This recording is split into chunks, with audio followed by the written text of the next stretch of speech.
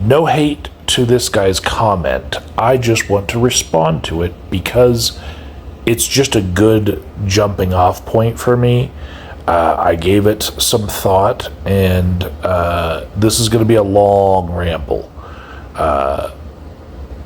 But I thought that this one comment, since I gave it this thought, it's interesting enough for me to respond to, not out of like some desperate need. It's days later now since I've seen this comment, but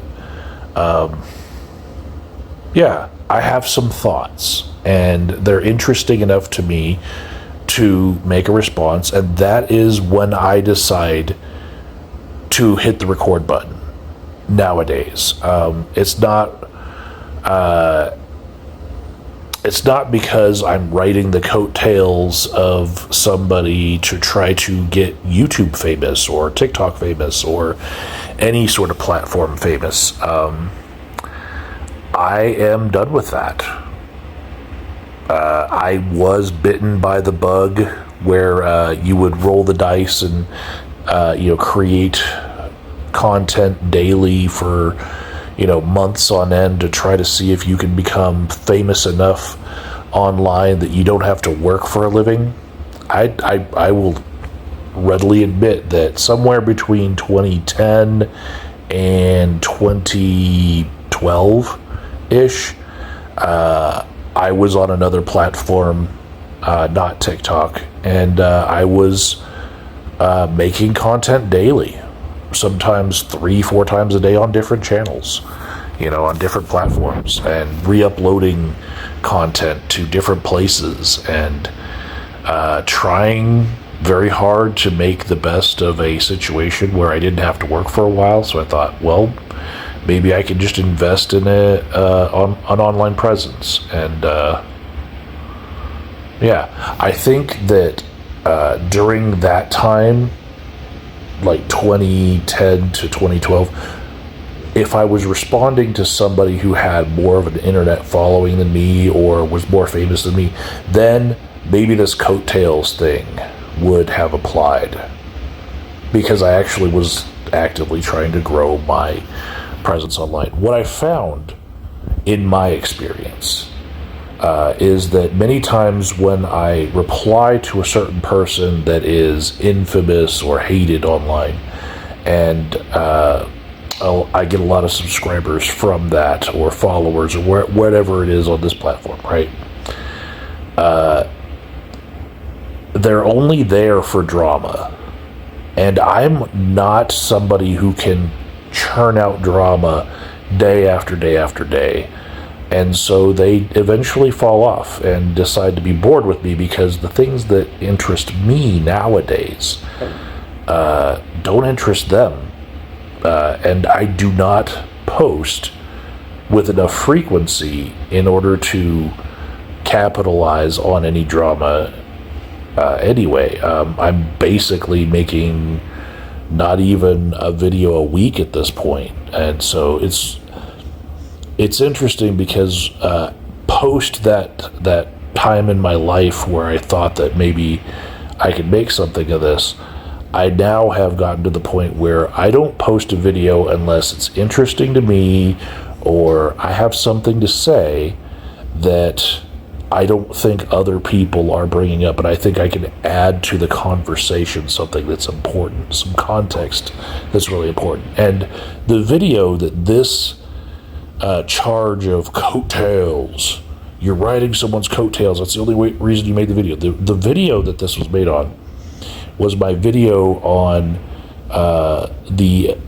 older millennial, and how he said he was going to be throwing this party right after getting out of jail, where he had a probation violation and, had to go back in jail and see a judge about it, and then got out, and then he's going to go to this,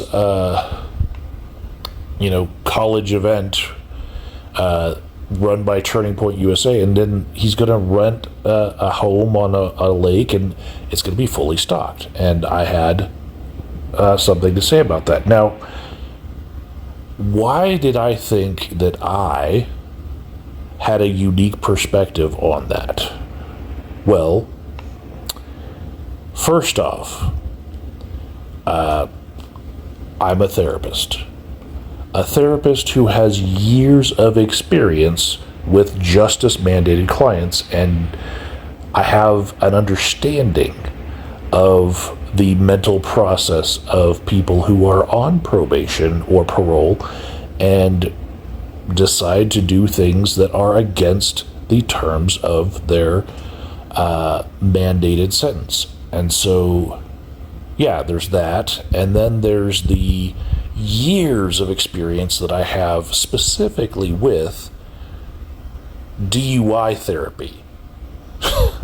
And all of the different ways that my clients were remanded from probation and parole and had to go spend some time in jail or go live in a halfway house for a while because they would mess up on the terms of their mandates. So, yeah, I felt like I had a little bit of a different perspective. I'm the subject matter expert, as it were, as far as people messing up on probation or parole after having a DUI. 2 licenses to practice in my state, talked to hundreds of people who have gone through this process before the older millennials. So I felt like a little bit of an expert, right? And it had come across my For You page why this drama. Like, I don't really usually get the older millennials content, but probably the subject of the DUI was why it just came across my For You page, right?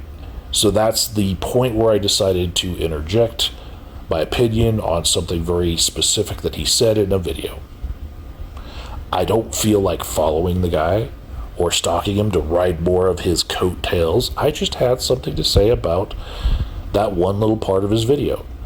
Now, there's a little bit more of a complicated idea that I had about something else he said in a recent video, where he said that as part of his penance, he's actually spoken to a lot of people about his DUI, a lot of young kids, and he feels like he deserves more credit for that. And I thought to myself, I'm not familiar with, where he lives, but in my state, people are actually mandated to participate in the Victim Impact Panel, and then some people go on to participate in the Victim Impact Panel as a presenter and then get community service hours for their participation. And I just want everyone to think about what he's saying about wanting more credit for talking to kids about having had a DUI. Don't do what I did, kids. Because it might be that he's claiming a lot of credit for something that he was mandated to do, which puts a little bit of a taint on the credit for doing it if you had to do it. I don't know if he had to, but I'm suspicious because I know about these processes, and I would follow up on that with him. Like, did he speak of his own free will after getting off of probation to kids about, don't do what I did, kids? Or is he doing it because he's looking good for it, satisfying his useful public service hours requirement that's mandated by his probation? Or because there's that specific requirement of participating in the Victim Impact Panel? Whatever it may be, people should be pushing them on that, and they don't know to because they don't know these processes as well as I do.